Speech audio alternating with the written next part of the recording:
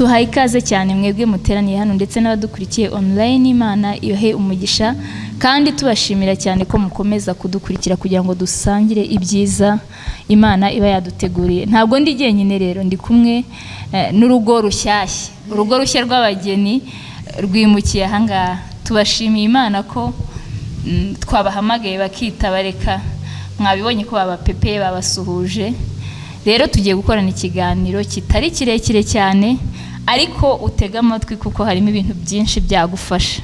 Reka duhere kuri Ernestine, mubanze mwumve n'ijwi rya nabasuhuze wenda kugira ngo dukomeze. Mukomere cyane. Nyine urumva afite isoni, nyine ni umugeni agomba kugira isoni. Bwana rero nawe nako John nawe wasuhuza abantu. Kristo Yesu akuzwe, haleluya, amen. Murakoze cyane. Hano rero tugiye gukora ikiganiro gishingiye nk'uko mbivuze, ni urugo rushyashya, n'abantu, ni couple ariko n'abantu bakibana vuba, n'abantu bo mu itorero murabazi, n'abantu bakomeye cyane, mwese murabazi, kiretse ubaye uri umuntu ukurikiye iyi channel ubwa mbere nibwo waba utabazi. Rero twishimiye ko Imana yabahuje kandi twishimiye kubana nabo uyu munsi. Niyo mpamvu twifuje kugirana ikiganiro nabo, uze kubana natwe kugeza kirangiye, uraza kungurira nyuma. Reka duhere kuri Ernestine. Ernestine, ikibazo cya mbere cyihuse, ubundi kubera icyo umuntu ashaka? Umuntu ashaka ugendeye kuri wowe, ntugendere kuri rusange, ugendeye kuri according to you, niko izindi ndimi bakoresha zivuga. Ugendeye kuri wowe kubera icyo umuntu ashaka? Jewe ugendeye kuri je ndibuza kwishingikiriza n'ubundi ku ijambo ry'Imana. Bibiliya iravuga ngo ntago bikwiriye ko umuntu aba wenyine. Ntago umuntu bikwiriye ko aba wenyine kubera impamvu zitandukanye. Iyo umuntu ashatse hari urwego rw'ubusabane ugirana n'umuntu ku buryo icyo kuvuga kutaba wenyine ucyumva mu buryo bugari, muri action, muri theory. Kuba umuntu ataba wenyine haba harimo ibintu byinshi. Ni ukuvuga hariho umuntu ushobora kwisangaho ukaba wamubwira uti mfite intege nke runaka kuri iki kintu, se nabyitwaramo gute, kandi nawe akaba ari umuntu ushobora kubaka mu buryo ushobora gukura. Ni ukuvuga ngo ni mu mpande zose z'ubuzima. Umuntu iyo ari kumwe n'umuntu mu buryo bwo gushyingiranwa, ni ukuvuga hari ukuntu muganira, hari ukuntu mwubakana bitandukanye no kuba waganira n'inshuti yawe cyangwa n'umubyeyi, kuko ni umuntu wawe, ni umuntu muziranye kuri twinshi, ku buryo rwose kumubwira utamukinga, ku buryo rwose butari wenyine mu buryo butandukanye. Ubwo rero niyo mpamvu umuntu ashaka, kireka wenda bahisemo kuba abasiribateri by'ubuzima, ariko umuntu ashaka kugira ngo areke kuba wenyine, biri bigari. Kuriya shaka kuba byumvise, niba wumva neza ngo ntago ngo umuntu aba ari wenyine ngo ahantu hose, ku mbande zose. Ntago wambaza ngo ni hehe, uzamwegera umubaze.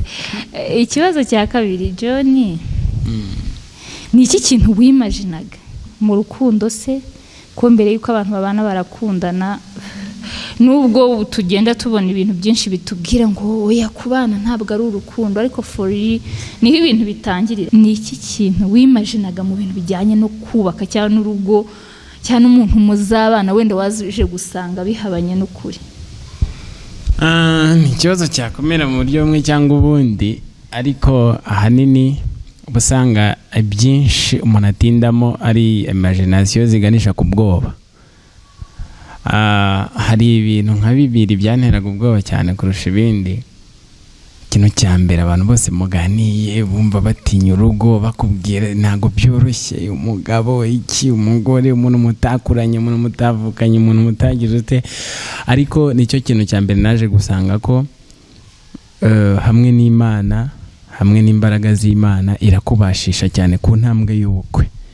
Ni ikintu kiba gikomeye cyane abantu benshi batekerezaho, ariko kikagora intekerezo zabo. Nshimira ubuntu bw'Imana bwampaye imbaraga zo gukomeza ngahangana nacyo nkakirengaho. Nasanze ari imagination nagiraga itaririyo, kuko nimaginaga ko ari ibintu bitazashoboka. hari n'igihe wenda n'ibyiringiro bitageraga ku ijana nkavuga ni wenda bizagera igihe bipfe cyangwa se ntibikunde, ariko Imana ishimwe cyane ku icyo kintu cyakunze. Icya kabiri rero ni ukuntu umuntu nyine ashobora guhuza n'umuntu urabona ahantu nyine mu ijoro rya mbere ry'ubukwe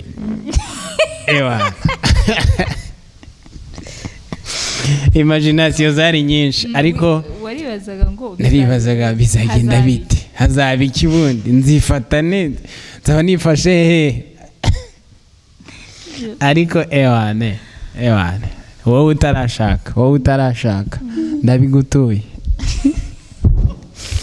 Sawa, ndumva ari ibyo. John hari ibintu ngo yimaginaga, ariko ngo yaje gusanga ngo nta bikaze da. Brani ko atubwiye yimaginaga ko ari ibintu azaba adafite uburyo yifata, ariko nyine akumaza impungenge nyine wewe wibaza ibyo bibazo nawe ufite ibintu wimagina. Ariko hari ikintu gikomeye yavuze ko hamwe n'Imana ibintu byose bishoboka. Dukomeje rero turacyari kumwe na John.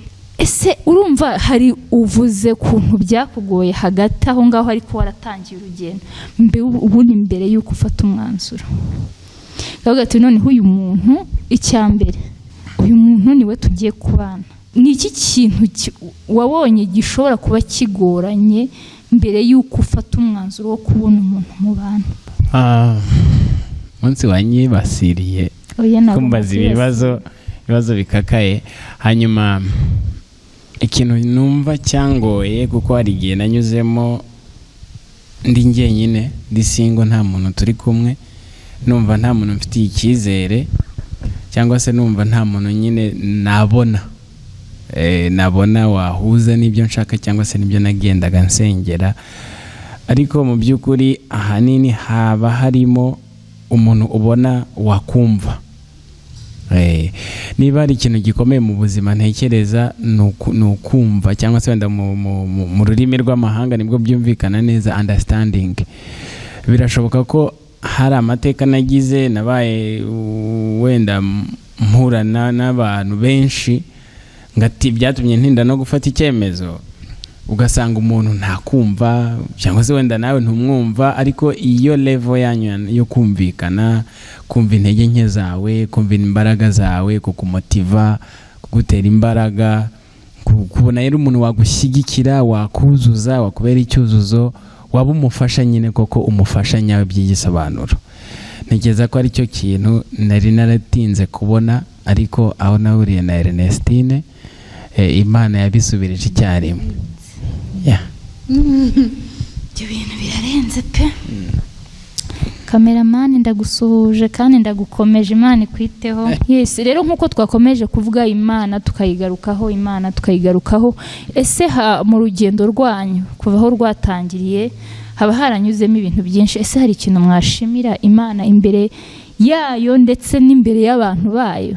Turahera kuri Ernestine, niba hari ikintu wumva washimira Imana kiri ku mutima wawe, washima Imana, kuko umwanditsi wa Zaburi ya 34 we yaravuze ngo nzahimbaza Uwiteka iminsi ngo yanjye nkiriho, ngo ishimwe rye rizaba mu kanwa kanjye, ngo abanyamibabaro babyumve ngo bishime. Rero niyo mpamvu dushima Imana, kugira ngo n'abantu batizeye bizera Imana cyane cyane. Ubundi niyo mpamvu abantu dushima Imana, ni ukugira ngo umuntu uri kunyura muri icyo kintu wenda wanyuzemo kiri gutuma ushima Imana, nawe nakigeremo azavuga ati Imana yabanye na runaka, nanjye izabana nanjye. Niba hari ikintu ushimira Imana ni karibu. Amashimwe y'Imana yo aba buri gihe ari menshi kandi abyibushye. Noneho nk'abantu bavuye nko mu bintu tuvuyemo, ubukwe byo biba ari ibindi bindi. Ndashima Imana cyane ku rugendo rw'urukundo rwacu, umubano wacu, ko Imana yabanye natwe. Intambara zari nyinshi, amagambo n'izindi nzitizi zigenda ziba mu mubano w'abantu bari gutekereza kurushinga. Twe twenyine ntekereza ko biri rusange, ariko Imana ishimwe cyane kuko yabikoze, yigaragaje, hanyuma bikaba byarageze ku bukwe. Kandi nanone ndashima Imana ko ubukwe nabwo bwabaye aba ari igitangaza kubona utegura umunsi nka kuriya ugahamagara abantu bakakwitaba, aba ari igitangaza kuko abantu kwemera kwitaba hari ibintu ureba ukabona ni izindi mbaraga, ntago ukabona ni izindi mbaraga, ni Imana, ni umwuka wera, ni umuteguro wayo. Ibyo rero umuntu abishimira Imana cyane, noneho n'ibyo umuntu akenera kugira ngo biboneke aba ari ishimwe rikomeye cyane. Kandi nanone ntago umuntu yabura no gushimira n'abantu, kuko abantu niba Imana yakoresheje. Niba mvuze ngo uhamagaye abantu baritaba, nyine abantu bemeye n'uwo muhamagaro w'Imana, baraza baritabira mu bikorwa bitandukanye bikeneye amaboko, bikeneye amaguru, baraza baritaba, barakora ibikeneye amafaranga, byose barabikora. Noneho ikintu cyanshimishije cyane ku bukwe ukuntu abantu bari bishimye, byaranshimishije. icyo abo bita vibes vibes zari za danje, ni ukuri ndabishimira. Aba harvesters barakoze cyane, Imana ibaha umugisha. Abasaruzi, Imana ibaha umugisha cyane kubwo kwishimira ibirori byacu, kubwo kudushyigikira, kubwo kwitanga mu buryo butandukanye. Umva hari n'utuntu wagenda kubona utazi ko abantu badukoze hariya muri background, ukajya kubona ukabona utuntu tw'udusiripurize, ukavuga Imana ibaha umugisha cyane rwose, baritanze kandi barakoze pe. Imana ibaha umugisha, nabo ndabashimiye cyane kwemera kwitanga, kwemera kuza mu birori kudushyigikira.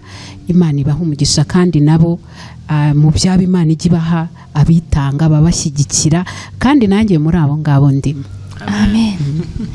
Yego, turakomeje. Reka dusabe na John nawe niba hari ikintu shyiraho, ashobora kuba ubu ngubu baruzuzanya. Nicyo kintu Imana yabahurije kugira ngo buzuzanye. Niba hari icyo Ernestine yumva yibagiwe, yamufasha noneho kugira ngo ishimwe ryabo ribe ryuzuye. Nk'uko bivuze turuzuzanya, kandi koko ibyinshi aba yagiye abivuga ko biri muri uwo mujyo n'ubundi umujyano n'umwe, by'umwihariko ariko ku mugani wa babandi hasha abantu n'abavumbuzi. Hari abajya bavuga ngo tugiye guterera Imana icyubahiro cy'ibiri ijana. Nibura nakabaye mbivuga nkavuga ngo tugiye guterera Imana icyubahiro cy'ibiri igihumbi cyangwa se toni, ariko ntabwo wabona ikigero cy'icyubahiro cy'Imana, ntabwo kigira akagero. Yumve ko tuyishimye n'imitima yacu.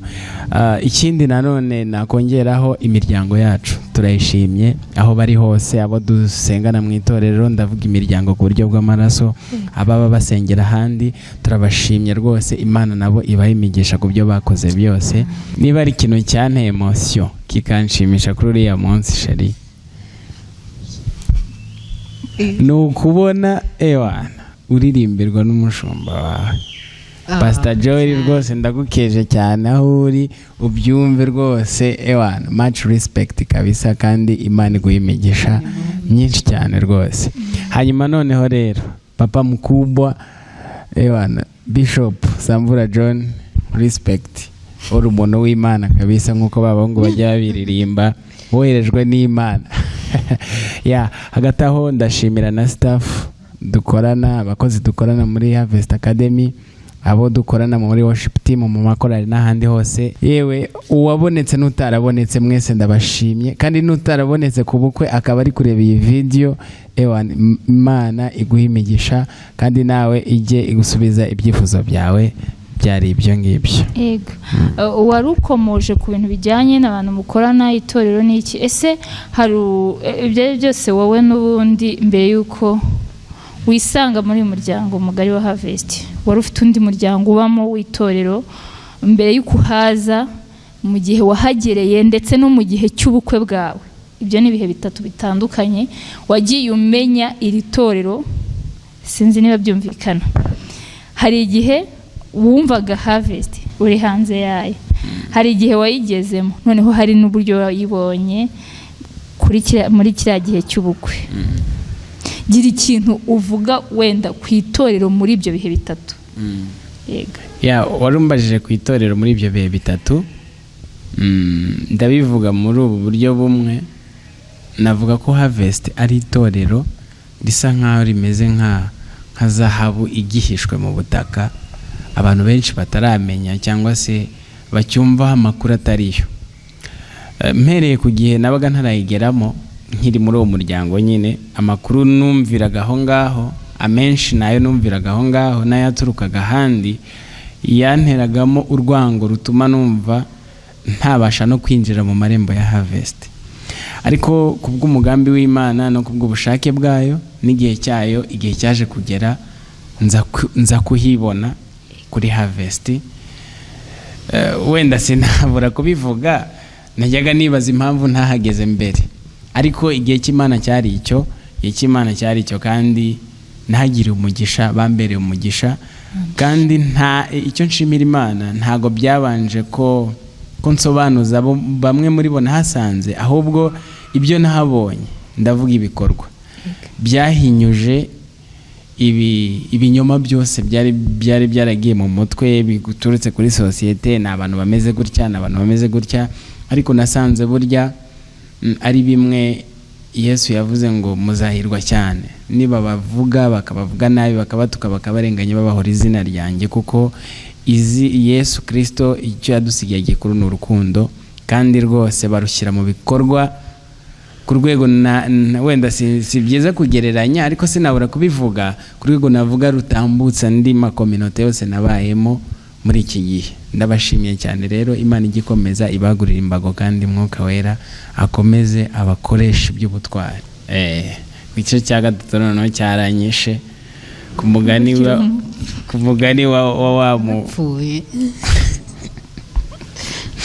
umugani wa yamvugo, wa zamvugo z'urungano, ewana cyankubise hasi kabisa, byarandenze, kuko ntabwo niyumvishaga ko itorero rishobora kuba mu bukwe bw'umuntu mu kigero nabibonanye, kuko aho twahoze nyine byabaga ari ibintu byo kuza nyine bakaba bari kumwe nawe tu.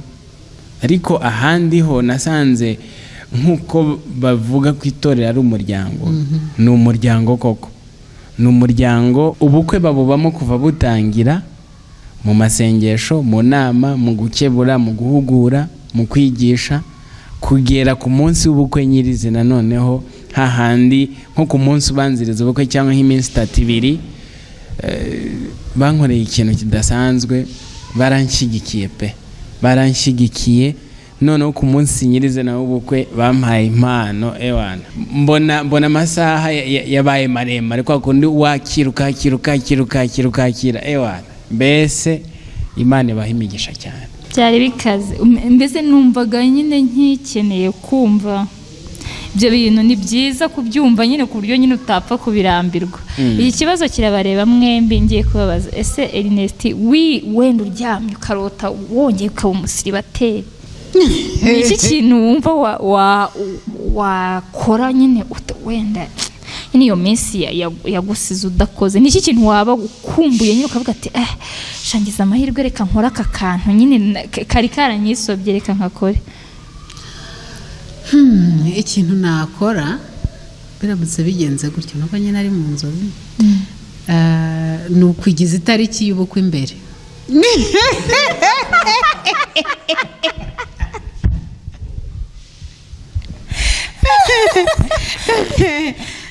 Nizere ko utari mumbaze koko nsubirije ikibazo. Muranyemeje kuvana nyine wisanzemo umva nta n'ikintu narenza. Ni kuki itariki yari inyuma kure cyane, ni ukuvuga ngo itariki yari yaratinze ku buryo wibaza ngo ese buriya nari mbayeho. Abantu mukurikiye ikiganiro muri abasiribateri ndabakomeje. John, reka nawe twumve, uryamye ukarota uri wa mu John w'umusiribateri nyine uryama kwa kunye. Ni iki kintu nyine wakora, nyine ikintu washyiramo imbaraga ukavuga ati Mana yanjye umpaye amahirwe, reka iki kintu ntari narakoze nkikore? Ikibazo rero ni insubiza. Uraza kunyita ngo ndakopeye, ariko niyo nakopera ku Imana yamumpaye, se naba nkopeye mu byanjye n'ubundi sinaba nibye. Ikintu nakora, niba ari ikintu njya nibuka cyabanje kugorana ariko kikanyekisayitinga kikanosha ku marangamutima yanjye n'amatsiko n'ubwoba n'ibiki nkumva ni ibintu byivangavanze bikaba cocktail nziza mu bwonko. Ni umunsi wo kumuporopoza nakongera nkamuporopoza.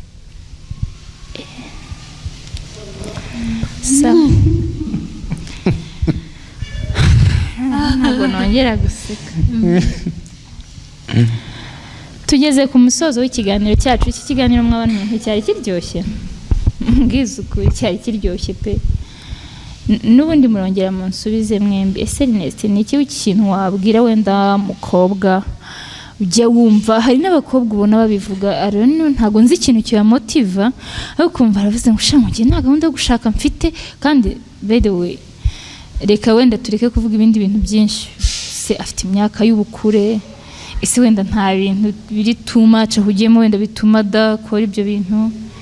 Ikindi ikintu cyitwa urugo ni ibintu biri biblique, biri mu mugambi w'Imana, ariko kumva umuntu wana ntabwo afite iyo gahunda. Hari ababa bafite impamvu zitandukanye, se ni ubwoba, ni iki, ni impungenge wenda ku bintu. Hari abantu magambo twumva, ingo z'ubu ngubu ni iki. Pastor Joel, pasiteri wacu, turamusuhuje aho ari, niwe ukunda kuvuga ngo mwabahungu mwe namwe mwabakobwa mwe ntimukajye muvuga iby'ingo z'iki gihe, ntabyo muzi. Muzi by'abasiribateri, ibyo ngibyo mubyumva nyine mu magambo, ni teori, ubundi kugira ngo umenye kuzi ikintu neza keretse biri muri pratique. So ni iki kintu wabwira umusiribatrice? Siribatrice babaho ni hafa umukobwa w'umusiribateri nyine uba wumva ntacyo bimubwiye, kandi yujuje ibisabwa wenda imyaka n'ibindi wenda tutarondora, ariko ukaba wumva nta gahunda, nta n'icyo bimubwiye. Ni iki kintu wamubwiye? Se afite ubwoba, se afite impungenge z'ibintu runaka according to ibyo agenda abona. Ni iki kintu wamubwira? Ndumva navuga hari mu buryo bubiri. Ni ukuvuga hari abakobwa b'abasiribateri bafite imyaka y'ubukure yo kuba bakubaka ariko batari kubaka, ariko avuga ati jya amahitamo yanjye, numva umuhamagaro wanjye ari uwo kuba ingaragu. Hanyuma ariko hari n'abandi bari ingaragu kubera ubwoba cyangwa se kubera izindi, akumva yagira umuryango ariko kubera impamvu zitandukanye akumva ntiyashaka. Abo ngabo reka bari bo nitaho. Ni ukuvuga ngo n'ubundi reka nta muntu wirindiriza tuvuga icyo azakora. Niba wumva gahunda yawe ari ugutangira umuryango, nta mpamvu yo gutinya, kuko mpamya ko yaba ari mu busiribateri habamo intambara zaho, yaba ari mu rushako nta wavuga ngo nta ntambara zirimo. Intambara ziba zirimo, ariko nanone haba hari ibyiringiro, kuko Imana iturwanirira muri byose. Turi kumwe nayo tuba turi abatsinzi. Niba wumva ufite gahunda yo gushaka, reka kuvuga ngo hariya bararwana, hariya hari amakimbirane ameze gutya. Abo nibo intambara yabo uko bayirwanye nuko bayirwanye.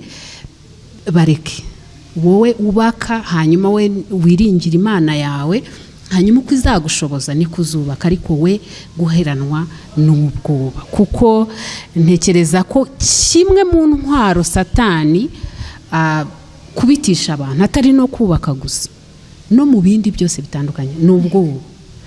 Ni ubwoba, ni ugutinya. Ubwo rero ntekereza ko nta mpamvu yo kugira ubwoba. Imana irahari, turi kumwe. Yesu yavuze ko atazadusiga twenyine, ntabwo azadusiga nk'imfubyi. Dufite umwuka wera. Nta mpamvu rero yo kugira ubwoba ku kintu wumva umutima wawe ushaka, hanyuma ukanga kubera ubwoba. Ese reka nsubire inyuma gato. Hari ikintu wabanje wavuze ko bivuga mu buryo bubiri. Ese biriya uriya muntu ufata umwanzuro akavuga ngo ntabwo nzashaka kubera amahitamo ye, utekereza ko ari amahitamo koko? Ikindi, niba ari amahitamo, biriya bintu biri biblique? biriya bintu Bibiliya irabyemera ko niba ari kuhisemo nyine uhitamo ukaba gutyo. Ndabizi neza usoma Bibiliya tubwira aho hantu ese kuko ni amahitamo cyangwa yerekana uriya muntu ashobora kwerekana ko ari amahitamo ariko mu by'ukuri atari amahitamo ahubwo kubera ko afite impamvu arimo guhisha inyuma akerekana nawe rimwe na rimwe bashobora no kuba atazizi kuko ibyo bintu Imana ni umwuka ariko na Satani ni umwuka. Uwo mwuka udukoreramo tukumva ko ibintu wenda rimwe na rimwe binanira abandi dushobora kubishobora, ushobora no kumuzamo atari uw'Imana ari uwa Satani akamubwira ati oya wowe guma aho ngaho ntacyo ubigutwaye iki kubura, reka gira ikintu bivugaho kuko ndabizi gusoma Bibiliya gira ikintu bivugaho gifite ahantu gihurira na Bibiliya, ikintu Bibiliya bivugaho. Bibaho ko hari umuntu uba wumva we ku muhamagaro we nta kindi kintu ari burarikire akumva ko umuhamagaro we ari ukudashaka. Abo bantu ntabwo umuntu yavuga ko badahari kuko turebye nko muri Bibiliya nk'intumwa Pawulo nta hantu twegeze tubona ashaka, nta n'ahantu twegeze tubona ko ari gukora icyaha kubera ko atashatse. N'abandi benshi hari ingero twabona muri Bibiliya z'abantu batashatse. Hanyuma noneho rero ariko hari n'abadashaka kubera izindi mpamvu nanone zihariye, impamvu zishobora kuba zijyanye n'uburwayi runaka, akaba afite impamvu ishobora gutuma atashaka kubera uburwayi runaka afite butatuma wenda utakora inshingano z'abashakanye, icyo gihe akavuga ati ntabwo ndi bushake. Hanyuma ikindi kintu naje kubona gisa nkaho namenye nyuma aho nagiye nganira n'urubyiruko rwinshi, hariho abantu bagiye bafata umwanzuro wo kudashaka kubera intekerezo zabo cyangwa se kubera bahanganye n'icyaha cyangwa se n'umwuka w'ubutinganyi, akavuga ati ngewe wenda nikundira abasore bagenzi banjye ariko ntago nzajya mu basore, ariko umukobwa nawe sinamushaka kuko ntacyo naba ngiye kumumarira, ahubwo akaba ubuzima ahanganye n'uwo mwuka ubutinganya. Akavuga ati ndi umukristo, ntago nemerewe kuba najya muri ibyo bintu, ariko nanone ntago nashaka umugore kuko naba ngiye kumwica nabi, ntago najya mukorera nk'inshingano z'abashakanye. Agahitamo kudashaka kubera iyo ntambara ari kurwana nayo, ariko kubw'ubukristo bwe, kubw'umuhamagara afite kuko yakijijwe, akavuga ati ntago ndi bugwe mu cyaha giteye gutyo. Ni ukuvuga ngo haba harimo ibintu byinshi ku buryo kuvuga ngo kereka umuntu mwaganiriye wavuze ati sinzashaka, nibwo wamenya ngo icyerekezo arimo ni iki, ukuntu namufasha nuko ngo wenda abapasiteri bacu, Pastor Joel, senior pastor wacu n'abandi bazadufasha kubiganiraho byimbitse, ariko numva ari cyo nabivugaho muri uyu mwanya. Arakoze cyane, bino bintu bivuze ibintu byinshi kandi abari kugira ngo dusobanukirwe, kandi ntekereza yuko Imana ibiri kumwe natwe kugira ngo wenda dusobanukirwe kurushaho. Hari igihe umuntu akomoza ku kintu ariko wenda wowe ugafata Bibiliya cyangwa ukabyumva byagutse bijyanye n'uko wenda ukeneye kumenya ibyo bintu. Reka tugere no kuri John, nawe cyane cyane ibyo bintu biba ku bantu bitwa abasore. Abasore baba bafite ibibazo n'impamvu, Mana yanjye, reka musabe abagira inama babwire murakoze cyane. Nanjye ntabwo ndi bujye kureye cyane, ariko wenda nari nshatse gukomoza kwa kiriya kantu k'ubutinganyi. Ni ibintu byeze cyane muri iyi minsi, ariko waba byumva yiyumvamo uwo mwuka. Tuzi ko Pawulo nk'uko yabivuze mu Baroma, yaravuze ngo uwakire Yesu Kristo ahinduka icyaremwe gishya. Birashoboka ko waba ufite izo ntambara mu mutima cyangwa iki, ariko don't stop. Wikwizera ibyo wumva ku social media, wikwizera kubigira inama kandi ari amasega bazana inyigisho zisa nkaho ziri mu bwenge zishobora kukwemeza kuguma muri ibyo bintu.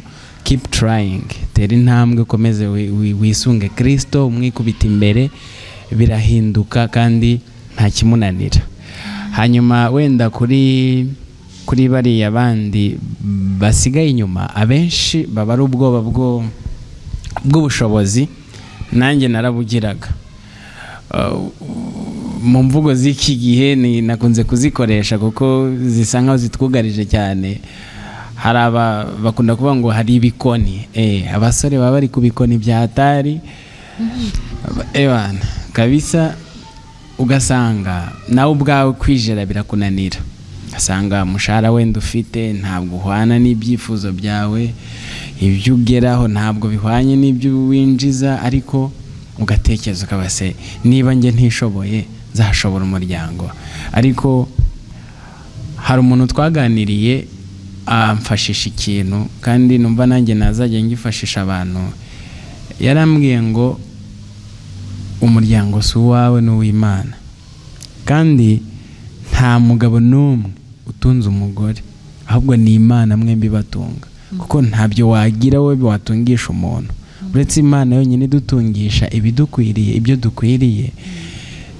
Nicyo kintu cyankomeje nifuza no gukomeresha n'undi wese waba utwumva muri uyu mwanya cyangwa se uzatwumva mu gihe kizaza.